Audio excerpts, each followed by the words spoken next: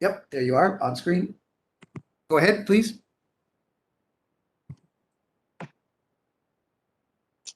Good afternoon, everyone. My name is Richmond Calapano, and today I will present to you my project. And first of all, I would like to thank my supervisor, Dr. Sam, for his continued guidance and support throughout the process of this research.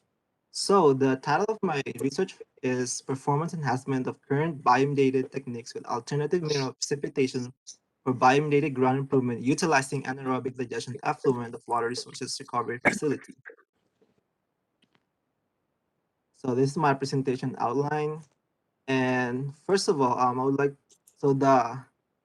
there are a lot of challenges in the traditional grouting methods. And what is a grout? Grout is a highly viscous and dense fluid, which its primary function is to fill gaps or use as reinforcement in existing structures. So there are many challenges of the traditional grouting methods, such as they are very expensive, have limited injection distance, and they are harmful to the environment.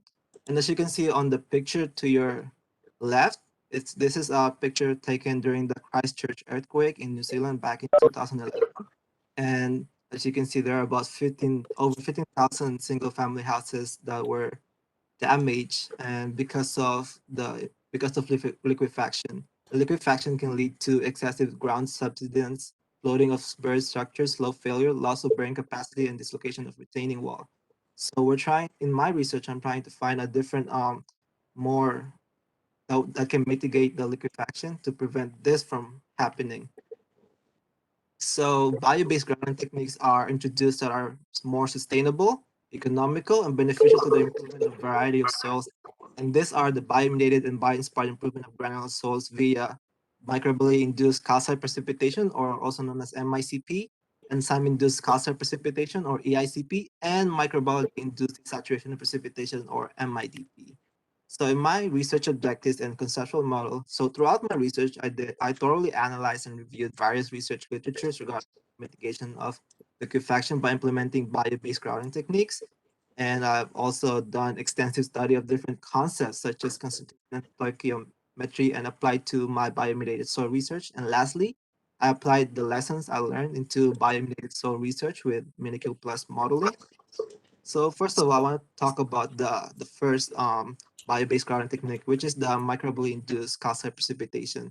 So the main function of this grouting technique is it utilizes bacteria to precipitate calcite in the soil matrix, and it's also a process where calcite is formed in the soil through biological process, so it's very environmentally friendly. And this calcite produced binds the soil particles together through cementing and clogging, which helps to increase the shear strength, decrease void ratio, compressibility, and hydraulic conductivity of the soil. So there are two main mechanisms of MICP, and the first one is the urea hydrolysis, and can be categorized into two stages, which is the urea hydrolysis and calcite precipitation. As you can see, I have the formulas over there. And also the other mechanism is organic matter oxidation plus denitrification. Okay, so the next bio-grouting technique is the enzyme-induced calcite precipitation. So MICP and EICP have similar mechanisms. Only difference is that EICP use free urease enzyme, usually extracted from agricultural sources, and those catalyzes the carbonate precipitation. Also, in the mechanism for EICP, it's like ureolytic MICP, except the free urease enzyme replaces urease producing bacteria. And one of the best known and most studied version of this enzyme is the Jack bean, and is commercially available with both low and high activity rates. So MICP and EICP have similar challenges as well, with EICP's mineralogy of precipitated carbonate to be considered before field implementation. And also the enzyme for the EICP is kind of expensive. And it is important to note that in EICP, while it employs biological generated free urease, there are no living organisms that are involved in that precipitation reaction. So there are several factors affecting the calcite precipitation. And these are the pH level, temperature, geometric compatibility, bacterial cell concentration, and concentration of cementation reagent. And this has to be maintained to maximize the efficiency of the research. So in pH, basically, the most favorable condition is having a medium pH, where if there's a very low carbonate, it tends to dissolve rather than precipitate, because we want for this research we want to precipitate calcite. And for the most efficient temperature is 50 degrees Celsius, because it gave the high strength gain with respect to the other lower temperatures. And for the geometric compatibility, it is necessary to take into consideration the size of bacteria, soil tap, and pore throat. And the other factors are bacterial cell concentration, concentration of fermentation reagent. So the third bio-based grouting technique is the MIDP, also known as Microbially induced desaturation precipitation. And this bio-grouting technique has 2 stages in it.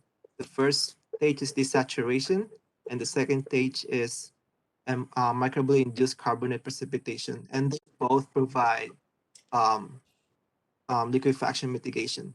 So the main function of this bio-based grouting technique is denitrifying bacteria when stimulated, properly desaturate a saturated solvent by producing nitrogen and carbon dioxide.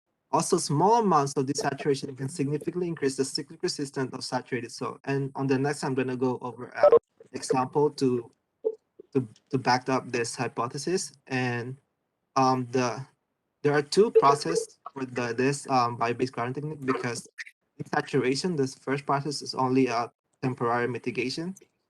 So on this graph, just to on this graph, it basically shows to summarize, it basically shows that decreasing the degree of saturation from 100 to 97% led to corresponding increase in the cyclic strength of roughly 40%, which is a significant amount.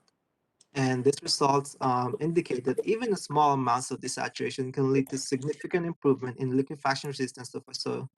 But the degree of improvement might plateau with relatively small amounts of desaturation. That's why we need the second stage, which is the MICP.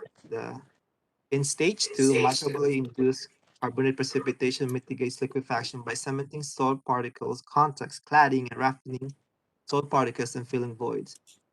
So for in Burbank study, he showed that through cyclic triaxial testing, that soil treated with MICP via urolysis to calcite contents of 2.2 to 7.4% could increase the cyclic resistance of liquefiable soils by anywhere from 2 to 4 times, which is a significant increase. So though the first stage was more on like a quicker process, this second stage, the MICP, it's more of it's a slower process, but it offers more advantages, such as it perform it performed by many common microbes in anaerobic digestions, and it produce only non-toxic byproducts, which is really good for our environment and for our groundwater. So to summarize, it is hypothesized that through combination of copper precipitation and gas generation, the application provides the potential to mitigate liquefaction potential. It's a 2 stages process, with the saturation due to gas generation providing only a short-term mitigation and MICP providing long-term mitigation. So to further my study on my research, I've You're at the 9-minute mark, okay?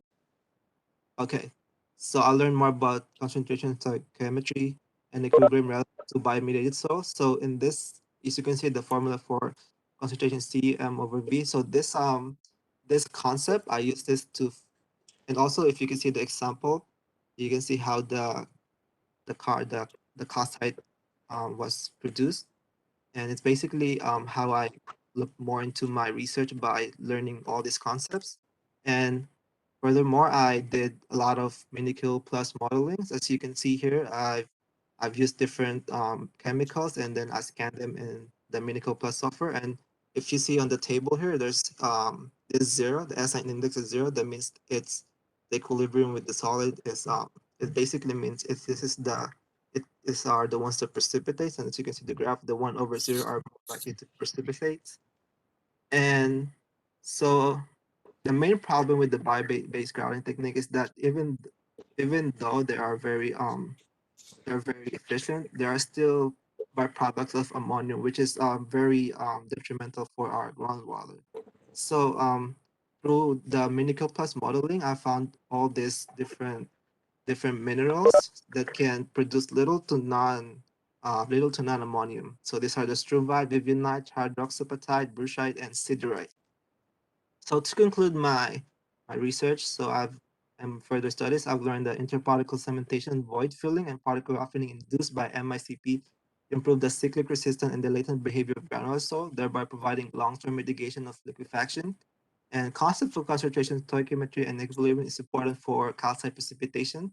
Solubility product KSP dictates, and basic saturation index can be used for predicting which minerals will precipitate at different pH at equilibrium. So if the SI index is more than 0, they are supersaturated. That means it's more likely to precipitate. And chemical modeling of bio-mediated soil and soil improvement techniques is entirely plausible. And any saturation index greater than 0 is saturated, supersaturated, high chances of precipitation.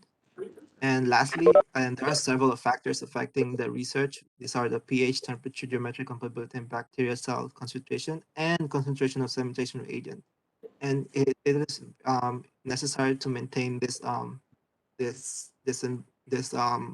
maintain a steady environment for to make it more efficient and maximize the effect of the project. And I will continue this study using the UDC SysLab, and when school starts to open up and we can use the lab again. That's it for today. Thank you for listening. And if you have any questions and concerns. Yes, thank you so much, Richmond. Thank you.